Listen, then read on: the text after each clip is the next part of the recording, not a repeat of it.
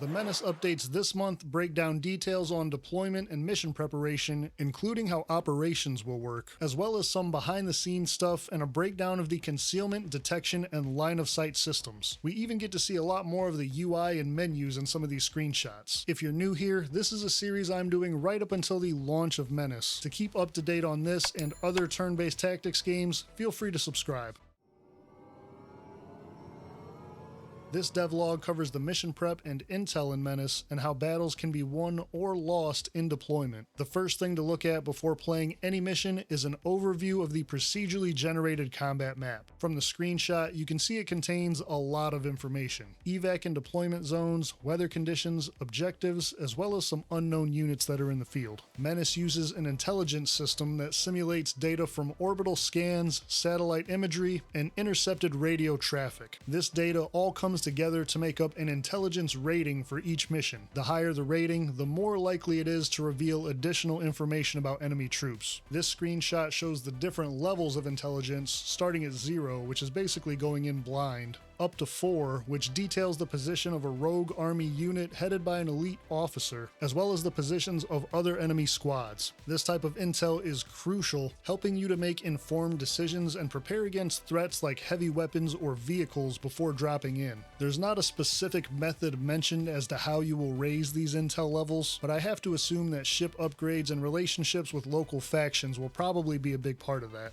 Once you've reviewed your intel and have an idea of what you're going up against, it'll be time to decide what gear to bring. Each infantry group can be equipped with squad weapons, one special weapon, body armor, and accessories, but supplies are limited. Going back to a previous diary, every mission in Menace will work with a tabletop-esque supply point system. This means that you can bring whatever assortment of troops or weapons you want, as long as you stay under the maximum point limit. For more information on this system, you can watch the previous videos covering these diaries that are linked at the end of this one. This is also where you'll decide which squad leaders to bring, with the devs noting that they may carry over previous injuries, be affected by emotional states, or have certain perks and abilities that make them a better fit for certain types of missions. Lastly, you'll deploy your squads and pilots in the available zone shown in the combat map. The size of this zone will change depending on the type of mission that you're doing, and some squad leaders have perks to expand the deployment zone or even allow for deployment behind enemy lines.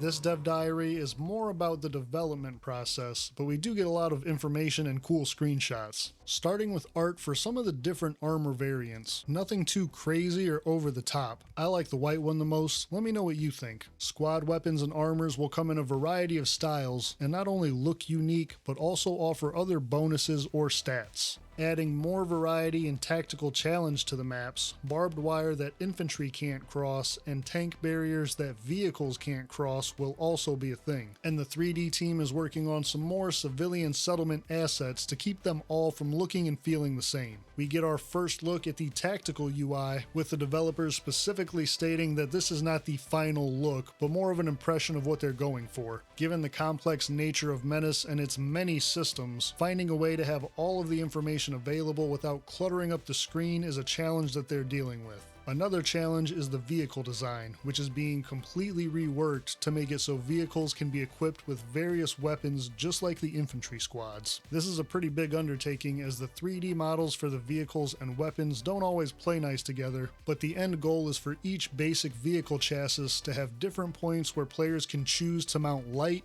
medium, or heavy weapons, essentially giving vehicles their own loadout system and creating a lot more flexibility in how you choose to deploy them. There will still be some vehicles with unique fixed features that can't be changed, but mostly we should be able to build the vehicles that we want. This is a huge work in progress, but it sounds great.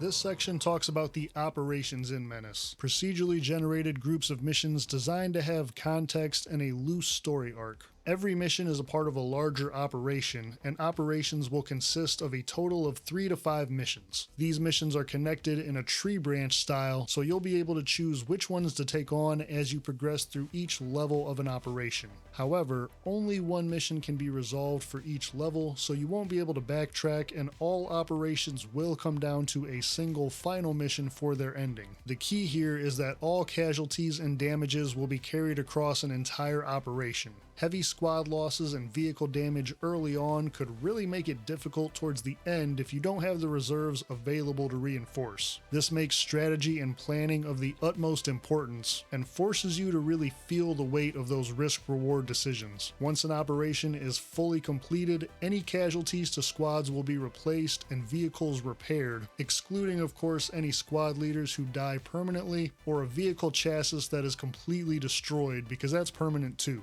Rewards for successfully completing operations include OCI points used to upgrade your strike cruiser, authority amongst your crew, which helps keep them in line, and increased trust with the faction tied to that operation. As you gain more trust, factions will offer up their supply knowledge and capabilities, which in turn allows for new upgrades to your ship. Failure, on the other hand, will mean no OCI points for upgrades, and trust with the faction will instead go down. This is actually not very difficult to do, as if you fail any single mission, the entire operation will be considered a failure. But any rewards earned from the missions that you completed will still be given, the health of your squads will still be restored, and vehicles will still be repaired, making it so that failure won't send you into some crazy death spiral that's impossible to recover from. The screenshot is a concept idea of what operations will look like, with the mission path and levels available on the right side, as well as a summary containing all of the relevant information on the left-hand side.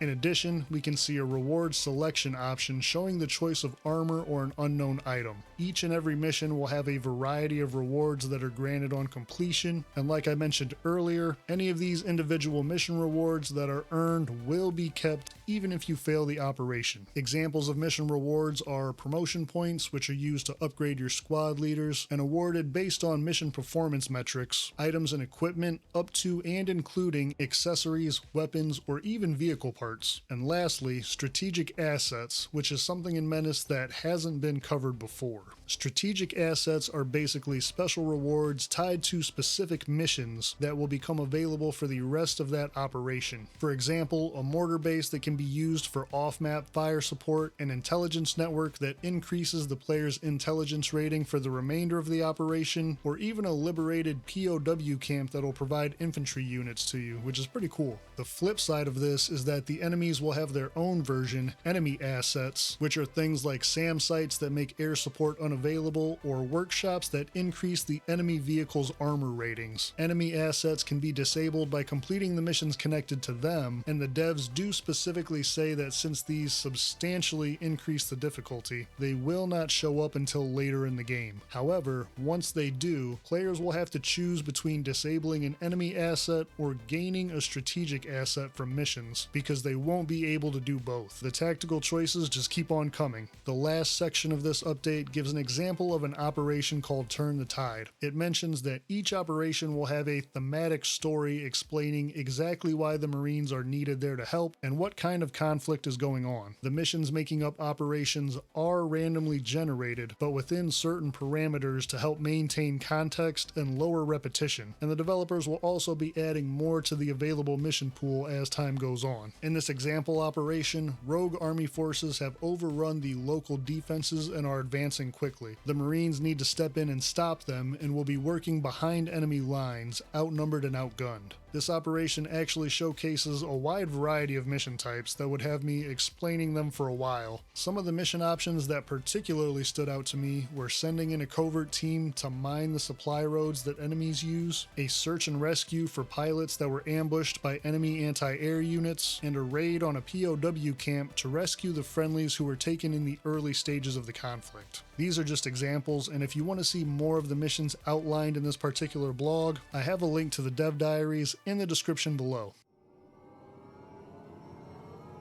This entry talks about the concealment systems in Menace. After all, the best protection against any weapon is not being seen in the first place. The basis for this is, of course, the vision range for combat units. Infantry have the longest vision range at around 9 tiles, with vehicles being lower and some having a minimum range. For example, a soldier standing directly behind a tank may not be visible to the crew. The exception to this are walkers or mechs, which can turn quicker and generally have more situational awareness awareness, so they have a higher vision range than most vehicles. This is just for a baseline as we get into the line of sight system in MENACE, which is a little bit different from a lot of other games, and designed more for predictability and consistency than it is realism. This decision was made because, as we all know, unpredictable sight lines can lead to misplays and getting shot when you thought you were safe, quickly torpedoing a mission and any will to continue playing the game. To simplify this system, it's basically set up so any obstacle that is 3x3 or larger will block line of sight. Smaller obstacles that are 1x2 or 1x1, which will be easily identifiable, will not block line of sight or fire. This makes it simple to determine, with the obvious large obstacles and items blocking and the smaller ones not. The idea is that troops can still bend or move around corners and smaller objects to shoot, so they shouldn't really block line of sight anyways. However, standing next to any size object will still grant cover and concealment, so you should definitely still utilize them for that. But what exactly is concealment in MENACE? Vision range is just one part of the equation determining if a unit is actually visible to another. Concealment depends on the characteristics and environment, with each point effectively reducing the vision range of enemy units against it. So if a unit is 9 tiles away from infantry, which is within its vision range, but also has 2 points of concealment, it will still remain unseen. Concealment can be gained through multiple means, including perks, accessories, and special armor types, but the environment itself is the main concealment mechanic. Terrain like high grass or a dense forest are more effective for hiding, and objects like bunkers that can contain units will also increase concealment. On the enemy side, your opponent's detection stat will reduce the concealment of your units. The detection stat can also be affected by perks, abilities, or accessories like thermal goggles, but for example, if an enemy has a detection of 1 and your unit has a concealment of 1, they just cancel each other out. Similar to XCOM, the UI will have tiles marked if you'll be detected by moving onto them, so we won't just be running and hoping for the best. Unlike XCOM, this will not be RNG based at all, as the developers want this system to be precise and not unpredictable, meaning no activating 3 pods at once that you didn't even know were there. The exception to all of this is that when a concealed unit shoots, it will be revealed to all enemies until the end of its turn, and the AI will remember a revealed unit's last known location, advancing or even blind firing on it. Suppressed weapons are available to negate this effect, but are very difficult to come by. Also, suppressors will not be available as a standalone weapon accessory, but instead will only come on unique modded weapon variants. Making strategic use of concealment will help your units to stay alive and attack from advantageous positions, but you must also keep an eye out for concealed units on your flank that can disable vehicles or isolate squads before you have a chance. Due to their vision range limitations, sending in heavy vehicles without any kind of infantry support will likely just set them up for short-range ambushes. This concludes the latest wrap-up for the MENACE previews. If you missed the previous entries and want to catch up, you can click through to the video that is on screen now.